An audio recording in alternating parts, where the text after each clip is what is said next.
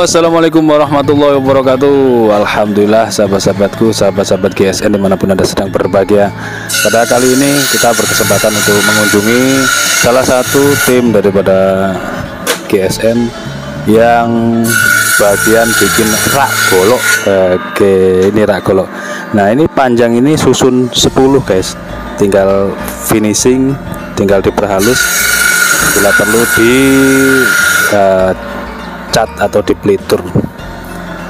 Nah, ini lagi motong, ini bapaknya lagi motong-motong. Dan perlu diketahui bahwasanya bahan daripada rak golok yang produknya GSN ini dari kayu jati ya guys. Ini kayu jati, ini juga kayu jati, ini tumpukan kayu jati, dipilah-pilih. Sekarang dipilah-pilih, ini yang untuk susun 10, ini untuk susun 3, 5 gitu kan. Oke, dimal-mal gitu, lalu dipotong-potong. Nah, ini bagian atas dan bawahnya. Ini sudah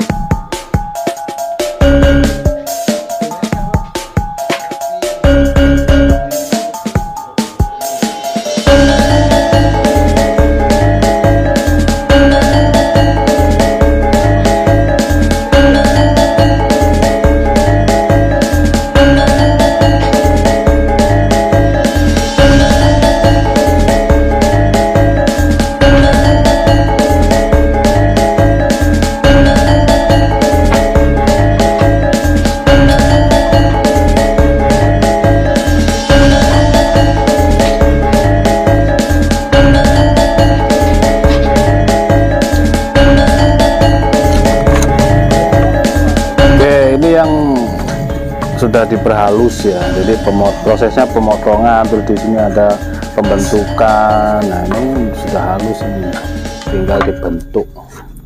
Untuk yang susun 10 ini bagus-bagus. Nah, kalau model kayak gini kelihatan nggak? Nah, ini model kayak gini kayunya, ini kayu jati. Jadi kadang orang kan kurang percaya kalau ini dari bahan kayu jati.